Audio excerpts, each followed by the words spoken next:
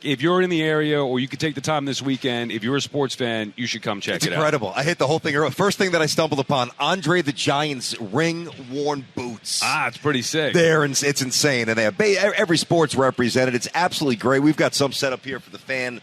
I know Evan and Tiki going to roll through later. We'll have some stuff going on over the weekend. You'll be here tomorrow. It really is. I mean, to me, and I was talking to our boss, Ryan Hurley, about this. You know, I've been to a bunch of Super Bowls. This is like, I mean, it seems 5 times bigger than Radio Row at the Super Bowl. It's just a massive undertaking, and it just seems like it's very organized and awesome. Have you ever been here for the All-Star events?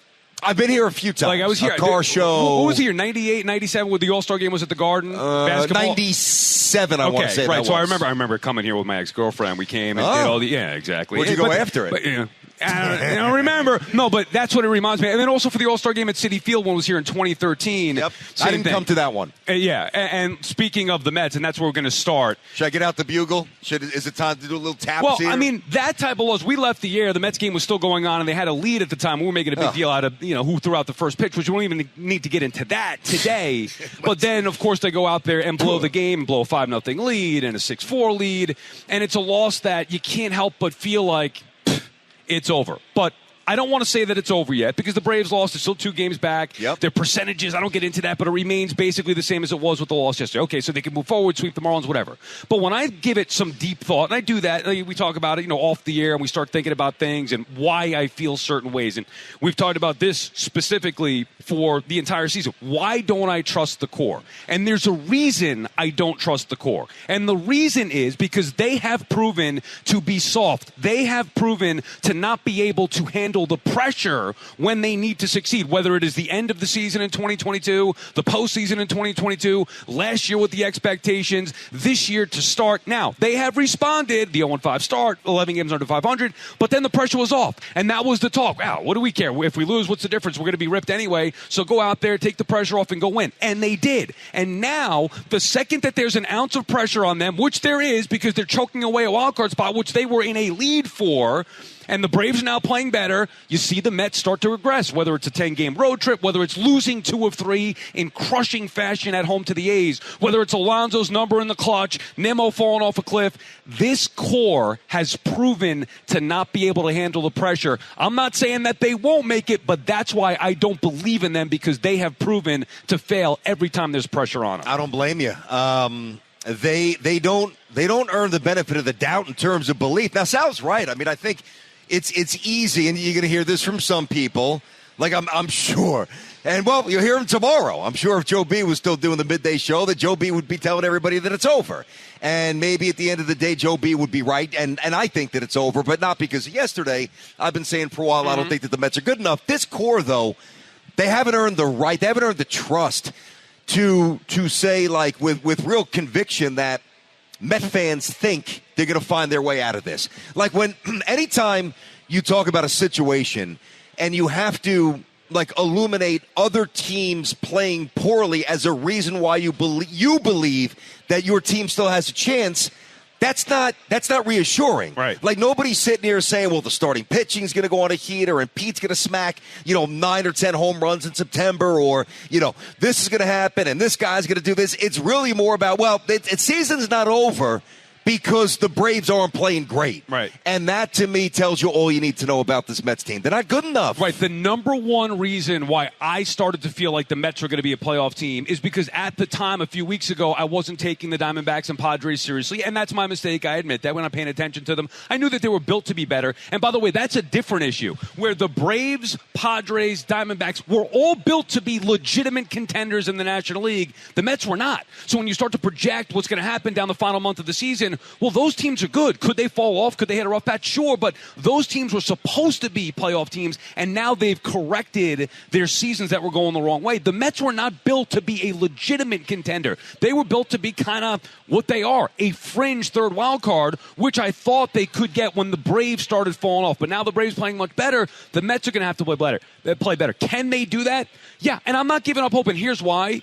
Because this group, and I question the core and the pressure, but they have responded when we buried them many times. Yep. So they're not officially buried yet. 2 games back, 40 games, whatever it is. I think it's 41 now. Okay, there you go, 41 games. So mathematically, everything's still very 100%. It's all right there in front of them. Yeah. And not to sound like Aaron Boone, but it's all right there in listen, front of them. you guys still have a lane for the postseason. But when people say, yeah, exactly. Yeah, come on, don't let that go over your head. No, I get it. I know you're worked up, but come on, you got to at least give me a chuckle. No, I got it. Yeah, right, exactly. We start talking about bowling. No, but when I say why I don't believe that they will be, I got to give you a reason for it. Yep. Similar to the Yankees in the playoffs. Like, you can't just say the Yankees are going to win the World Series. You could hope and think that they have a chance to, but yeah, until they do it in the postseason, how could you trust this group? Because they haven't done it before. Well, until this Mets group looks the Braves eye to eye, and they're going to have to do that because it's Mets versus Braves right now, and beats them, I don't believe that they can. I wouldn't use the word soft, though. And you used that, a couple of minutes ago here describing the Mets. I don't think that they're soft. I don't think that they're good enough.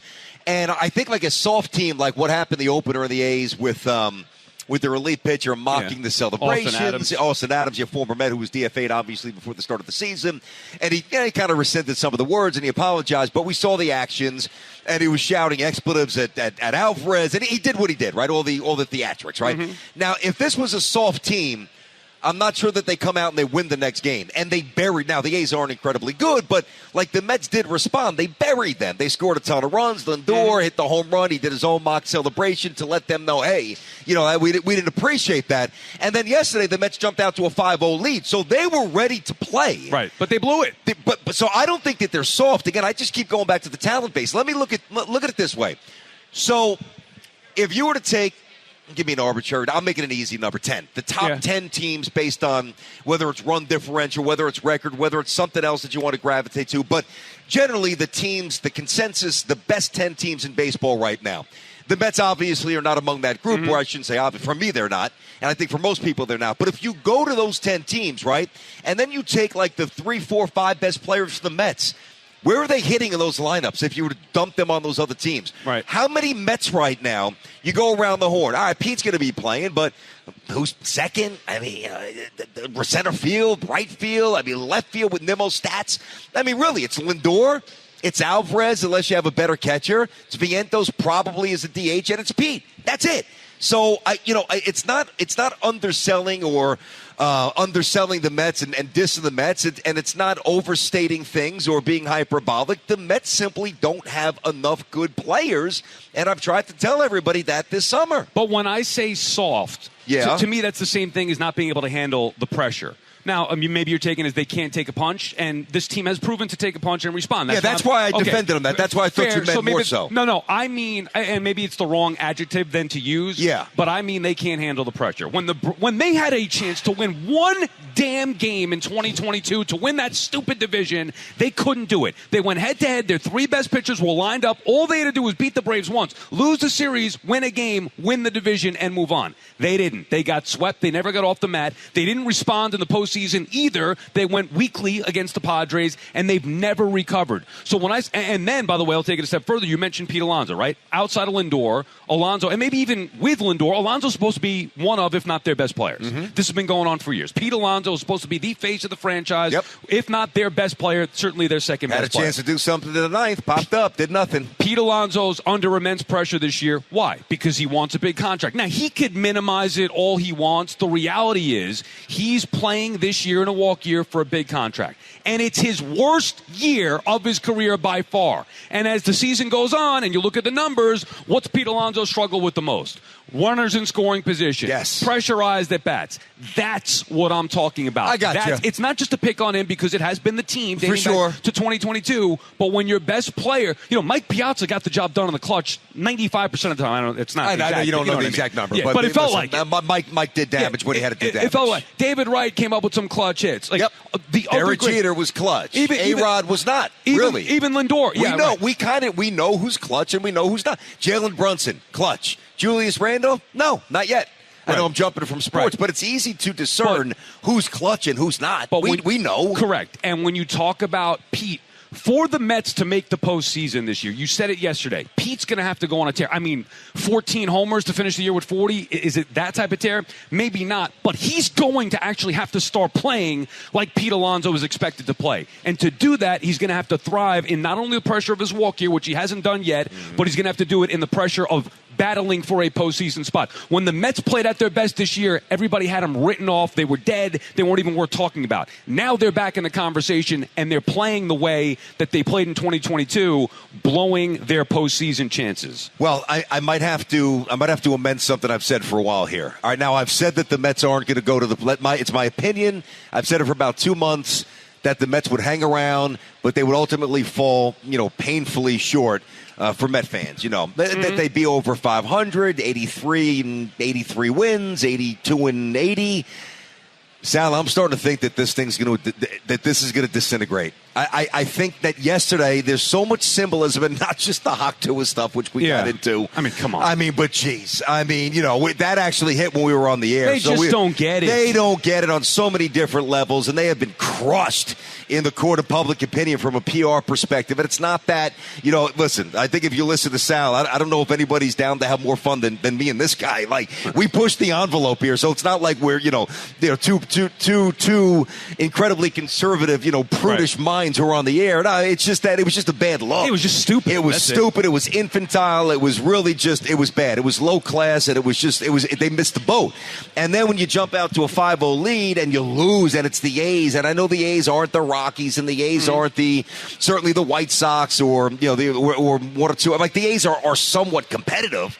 But, geez, it's still the Oakland A's who they get 5,000 people who go to their games. I mean, we probably know two or three Langoliers. What's that guy's name?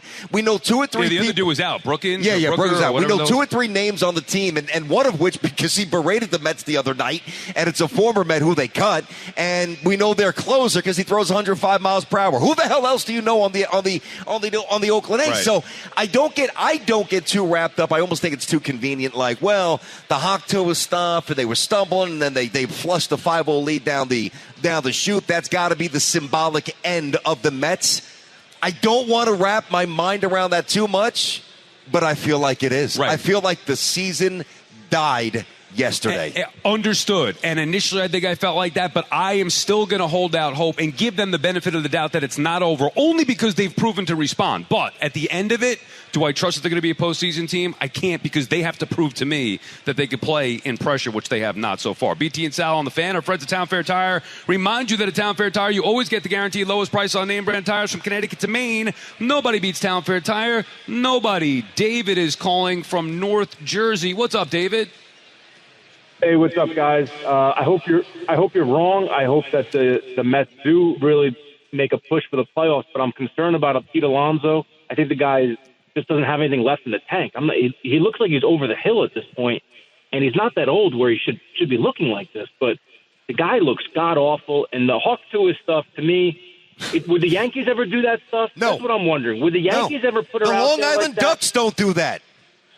The fact that we even have to talk about this stuff makes me irate. Maybe that's the reason. Maybe that's why they did it, so that people do talk about the Mets. Hoctua. I don't get it. Right. Hoctua. Here we go. Yeah. Got spit on that dang. And thanks for the call. We appreciate you checking in, David. No, don't say that. This is going to devolve quickly if it's I know. Yeah. I was going to say if it's 4 hours of Hoctua. No, I'm not doing it. Can I say one thing about Pete? Listen, now, this has bothered many of you, and I understand that you're sensitive to it. Pete's your guy. Pete's been a borderline great player, certainly really, really good since he stepped on the scene and broke Aaron Judge's rookie home run record with 53. I've never tried to diss or be disrespectful to Pete, but my long-term assessments of Pete, which is why I've said for about a year or so now, actually more than that I would not give him a long-term deal, is I didn't think he would age gracefully. Right. And, and trust me, who the hell might have body shame anybody? He's strong as an ox. Right. But does Pete's body look like it's going to be like bouncy and athletic like when he's 35? No, I don't see that. But he's not athletic and bouncy now. I understand that, but the deterioration from being an average athlete as you age, whether it's bat speed, with pitch recognition, moving your feet at first base, scoring from first on a double. I mean, Pete's a one-trick pony, and if that one trick is not elite, who is he? And if he's not, Pete Alonso has one job to do. produce with power and drive in runs. Simple. End of story. And he's done neither this year. I don't even care if he ends up with 40 home runs. You got to be able to drive in some runs here. That's what you're there for. If you don't, the Mets don't have a chance. Joe is in Clark. What's up, Joe? Hey, Joe. Oh, hold on. There you go. What's up, Joe? Joe. What's up, boys? How's it going today, guys? Good, buddy. We're good. Real quick, guys. I agree. I kind of agree with both of you. I agree with BT that it's probably over, that they're not good enough to make the playoffs, but I agree with Sal that they still might have a run in them. Here's what I would do, Sal, going forward. I'm putting Vientos at first base next year. I'm not signing Pete. Maybe go out and sign Bregman, put him at third. But Joe, right now it's not about next year, and thank you for the call. I can't do next year now. We got 40 games to go. Can we focus on now? Like, talk about Pete Alonso now and why you think he's either going to succeed down the stretch or he's not. I can't. We can have those conversations. Don't get me wrong. It's a long winter, Sal. Today's not the day. They're coming off the worst loss of the season, and most people feel like it's over. They symbolically they bring out the first pitch girl or whatever. Who's that? I don't even want to say the name anymore. Well, neither did the Mets. They said social media sensation or influencer. Who? I need to know who. Okay, I need to know if Steve Cohen Who okayed that. thought I need that was answer. a good idea? And then symbolically, it was going away because they were up 5-0. Yep. But then typically they let what, the game get away. 11 walks? It's just, was it 11, 12? And again, how many guys did they walk? I'm not trying to tie in her throwing out the first pitch to them losing. It's just so doesn't it seem like Mets. It fits? And that's what drives me up a wall. It'd be bad enough if they just lost the game. Yep. But with that on top of it. Anyway, point is that is a crushing defeat. Crushing. One that's tough to recover from. The good thing is they could easily sweep the Marlins. Now they have to do that. They have to be able to sweep the Marlins and then move forward. And if they don't sweep the Marlins, BT, I don't know. Do you think they're going to sweep the Marlins? Do you I think they could. Yeah. Well, of course they could. Do you have a great sense of Met fans in front of us? Right, Met fans, Yankees. What do we got? Met fans, raise your hands. Right. I see a lot of Yankee stuff. Okay, so I'd say if there's 100 people in front of us, 50, maybe not quite 50-50, whatever. Met fans, you think they're sweeping the Marlins, or do you think they choke away a game? We know that they have to, but do you think that they're going to? The consensus is no. Yeah. And I agree, because I will say that I'll go on record as saying I believe they're going to sweep the Marlins. I don't. I think that they'll win two, but I don't think that they'll sweep them. Okay, but they're not good enough to sweep anybody. Well, that's not true. They've swept people before. Well, and it's that's where you get the Yankees thing in there. They swept the Yankees. Well, right, okay. They did. But the Marlins also aren't what they were. Like the idea. Neither are the Mets. No. I know that, but the Marlins traded off guys at the deadline. And here's why. I'm not just saying that because it's the Mets versus the Marlins. I'm saying it because this Mets group, when they've been pushed, when they've been buried, they've responded. But there's a difference of sweeping the Marlins and still making the postseason. The reason why the postseason is tough is because they're going to have to go head-to-head. You're not backing into the postseason spot with the way that the Braves are playing. They're going to have to go head-to-head, toe-to-toe, mano-a-mano with Atlanta, and I don't think they could do it. Sweeping the Marlins? Sure. And they're going to have to keep their season alive. The other stuff, I don't think so. BT and Sal on the Fan just getting started here on this Friday, live from the Javits Center, Fanatics Fest.